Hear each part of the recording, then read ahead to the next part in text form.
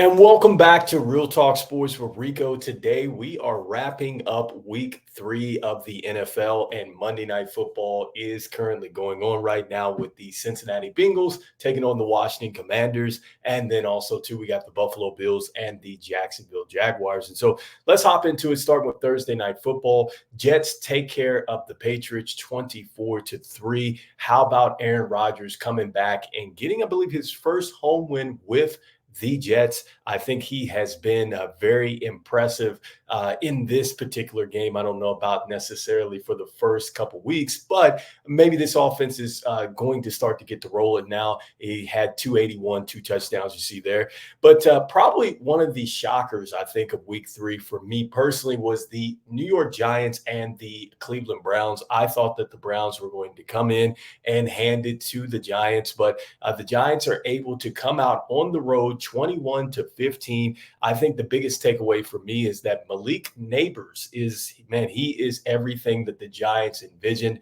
And I think that there's a real possibility, even with Daniel Jones being an up and down quarterback for the Giants, that he could actually become the first wide receiver since Odell Beckham Jr. to get 1,000 yards. And so terrific for the Giants to go ahead and get a win. They needed to get that win, and a tough one for the Browns as they continue to try to figure it out. Good one for Amari Cooper because he had a tough couple weeks, had 2 touchdowns. Unfortunately, the Browns lose. Packers and the Titans. I think that the story of this particular game for me was Malik Willis coming back to a team that let him go, I think via trade. You see Malik Willis, 6 carries, 73 yards, and a touchdown. You see that Will Levis had 2 touchdowns, but he threw a costly interception yet again for the Titans. I think that they have quite a long way to go. Good one for the Packers, especially since Jordan Love was very questionable for this one. I'm sure there's a matter of time before he gets back, but the Packers are rolling at this point as they take care of business against the Titans. Bears and Colts. And so 21-16, Colts win this one. I think big story here is that Caleb Williams again impresses with the 363 yards and 2 touchdowns. Did throw another interception in this particular game. And I think that you get a chance to see, too, with Anthony Richardson, you see that both quarterbacks have still got a ways to go before they really start to become themselves or really become that max potential that they're looking to get to. Rome Odunze had a very good day, 6 receptions, 112 yards, and a touchdown there. But, going back to just the quarterback play again with Anthony Richardson, very talented, but 10 of 20, 167 yards and 2 INTs. He's got to get better. We already know that he can get out the pocket and make plays. And I think Jonathan Taylor was really big for the Indianapolis Colts, especially with a team that struggled through the air. I love the fact that Caleb has the ability now to go out here and throw for the yardage. Lets me know that he is finding a way to get it down the field. But again, 2 INTs. He did have 2 touchdowns in this one, but also 4 sacks. That is one of the bigger questions, I think, for the Chicago Bears is just what are they going to do with their offensive line? So next up, Texans, Vikings. This was another shocker for me. I thought the Texans were going to take care of the Vikings, but I tell you this, man, Sam Darnold has had quite a year, and he looks like he might be in the running for comeback player of the year, I think, because I did not think that this Vikings team would be 3-0 at this point in time. And then taking care of the Texans the way that they did and really slowing down C.J. Stroud in this offense, very impressive. All 3 phases for the Vikings. Eagles and Saints. I thought that this was an interesting game, okay, because I thought there was going to be a whole lot of points that were going to be scored in this particular game. This was a defensive battle. Nobody could necessarily get it going, and it turned Smith that was knocked out of this particular game. And I just think that what you saw there is that Jalen Hurts was still struggling, and they still found a way to pull it out. But what's more interesting is this: they didn't give up a lot of passing yards. I thought that they were going to give up a ton of passing yards against the Saints, and that did not happen. And so the fact that they were able to get pressures to Derek Carr, make him uncomfortable, really slow down Alvin Kamara after he had a very big week against the Dallas Cowboys. Very good win for the Eagles. And so they're now 2-1. Next up, Chargers and the Steelers. And so Look, with the Chargers and the Steelers, this is very big, I think, for Justin Fields. He's 3-0 at this point in time, threw for 245, had a touchdown. But I knew that this was going to be a gutty win because this was two teams that are coming in, very good defenses, and very similar with what they want to do as far as running the football. You see that Najee Harris had 18 for 70 yards. But I think more importantly, you just see that when Justin Herbert went down, you see that this is a totally different team. I like the fact that they do have Tyler Heineke. They bring him in. I think that that's an excellent backup, somebody that they could possibly win some games with. But I think the key for this particular contest and why the Pittsburgh Steelers were able to win this, they slowed down J.K. Dobbins. And I think J.K. Dobbins has been on a tear lately, didn't get a touchdown, in this particular game, only 44 yards.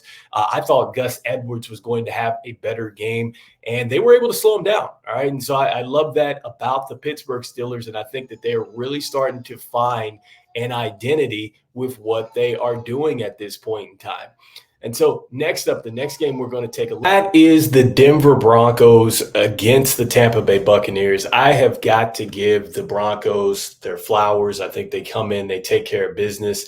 They win 26-7. I did not think that they were going to win this particular game, but I think that this is the same situation that we're going to talk about with the Las Vegas Raiders. I think that they overlooked the Broncos, but they did come in, they took care of business, and they took it to the Buccaneers. And as far as the Panthers and the Raiders, talked about this just now, where I just think that they probably overlooked the Panthers coming in. They had just beat the Ravens. Nobody expected Andy Dalton to come in and pretty much light the Raiders secondary up like he did, put up 36 points with so much going on around Bryce Young and the whole quarterback situation and the benching and everything else. And for him to come on the road to Las Vegas, beat the Raiders 36-22. That is a big one for the Panthers and a tough one for the Raiders. Tough one for the Bucs too as well. Next up, Dolphins and the Seahawks, 24-3. I said this before. I think that the Dolphins are going to have to get another backup quarterback. I just think that that is what it's going to come down to. I did see a report that there's the possibility maybe that the Dolphins would be open to trading for Russell Wilson. I actually like that trade idea. I think that the Dolphins would definitely need to use Russell Wilson now, and there could be a real opportunity for Russell Wilson down the line too as well, depending on what's going to happen at the quarterback play. But I think that this is something the Dolphins are going to need to address. They need to get a solid backup quarterback until Tua can get back. So this is something that the Dolphins are going to need to look at. The Seahawks coming in rolling 3-0. I think they did a terrific job at running the football, really getting back to what they did when they were a Super Bowl winning team. So I think that was terrific with what Zach Charbonnet was able to do. 18 carries, 91 yards, 2 touchdowns, and DJ McCaffrey continues to have a good year. Next up, Ravens and the Cowboys. All right, and so Ravens come in, they were dominating this football game, and Derrick Henry, 2 touchdowns, 25 carries, 151 yards. And you see that it's a little bit closer than what it was, but really the Ravens dominated. The Cowboys did get, I think, the first onside kick, or onside kick, I should say, of the season. And, the Cowboys looked terrible defensively. I mean, I think that the Ravens were able to do anything that they wanted to. They scored drive after drive, and I think the Cowboys looked pretty sloppy on the defensive end and also too offensively as well. Curious to see what is going to happen. They play the Giants coming up here on Thursday. Can they get it back together? Another surprising game. Rams beat the 49ers. Tough one because Jennings had a very good game, 11 receptions, 175 yards, 3 touchdowns in this one. But the Rams just continue to hold on, hang in there. They continue to pressure Brock Purdy. And when it came down to it, Matthew Stafford and these guys were able to make enough plays couldn't even tell you who was all playing on offense for them because they have so many starters out, but they were able to take care of business and get it done. So kudos to the Rams hanging in there 27-24. Lions over the Cardinals. Definitely expected them to take care of business against Arizona on the road. I thought that they would do a little bit more after that tough loss against the Bucks, but hey, they were able to come in, run the football with some success. You see that David Montgomery had 105 yards, and also too, you also will see that they were able to get some things going in the red zone as well. And I think that Gibbs was able to get things going on the ground and also in the air. See, he had 16 for 83. And so I just think that they were very balanced out there on Sunday. So I think that that is a good sign for the Detroit Lions moving forward. Next up, Chiefs Falcons Sunday Night Football. Tough one. I mean, the Falcons almost got this one last week against the Eagles. They were able to go ahead and squeak it out at the end, but tough defense from the Chiefs. And that is what really won them the Super Bowl, I think, last year. Until that offense came along, they were able to defend at a high level. And I can say that over the years, the Chiefs defense has actually gotten even better. And so I think that they did a terrific job as far as just the run stops. You see that they were able to stop the Falcons on a 4th and inches or 4th and 1. And man, just kudos to the Chiefs, man. I think that they really dug in the mud and got this one done. And I think that you see something is happening here for the Chiefs when you look at what they were able to get from Carson Steele. He reminds me of what they had with Isaiah Pacheco. I think that he is definitely going to lead this backfield. And then also, too, Rashee Rice. I think that he shows that he is the clear number one in this offense. I thought that Xavier Worthy was going to see some more targets. Didn't happen, and neither did Travis Kelce. He didn't see a whole bunch more targets this game either. And so kudos to Rice as well. 12 receptions, 110 yards, and a touchdown there. All right, and so just to go ahead and update you before we get out of here, you got the Jaguars. They are down 37-10. Right now, it looks like the Washington Commanders are driving. They are down to, it looks like, the 20, getting ready to head to the end zone here, 21-13. They had the ball coming out of half.